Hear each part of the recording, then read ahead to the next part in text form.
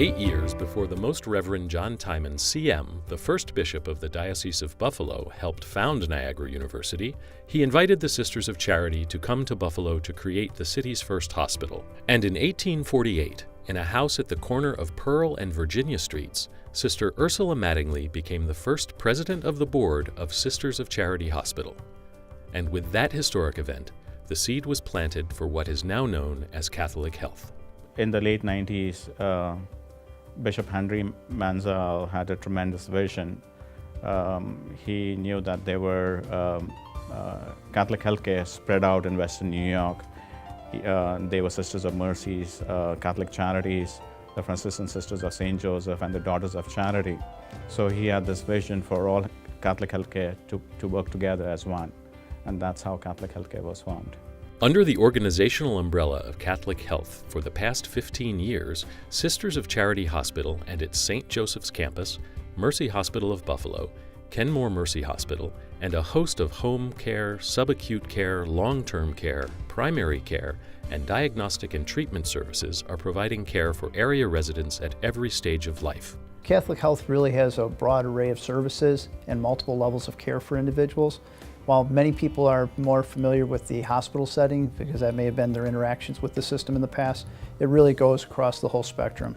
It includes their physicians in their primary care offices, the specialists they may be referred to, various therapists who are in the community, whether that's OT, PT as examples.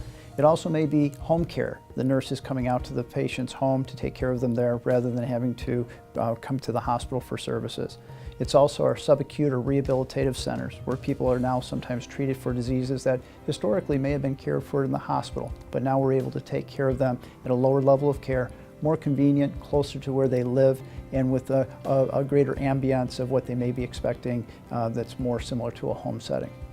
And remaining true to its mission, Catholic Health reveals the healing love of Jesus to those in need, treating all people with reverence, compassion, justice, and excellence. Our mission statement talks about we are called to reveal the healing love of Jesus to those in need. So it's a vocation, it's a calling, and it's more than a business. So it's business as well as mission. Catholic is inclusive. Catholic is not judging. It's making sure that you embrace everybody from all walks of life, wherever they are, and you meet people where they are. At Catholic Health, it's easy to recognize that we are working for something beyond ourselves.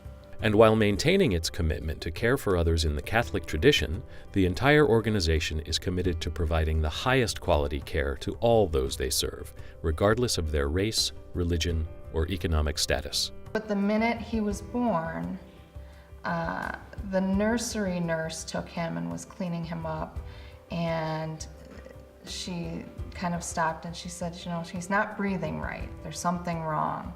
If it were not for the way people handled things at his birth, I don't want to think about what would have happened.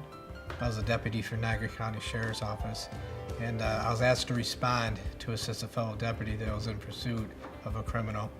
And during that pursuit, I lost control of my patrol car and I struck a guardrail, which caused my legs to be severed. Without Kenmore Mercy, I probably, I don't know if I would be where I'm at today. I definitely don't think so. They helped me learn how to walk again. I mean, and that's a feat out in itself. As Catholic Health continues to move forward into the 21st century, it is guided by its 2020 vision, which states, "Inspired by faith and committed to excellence, we will lead the transformation of healthcare in our communities." The future of healthcare is actually very exciting from my perspective.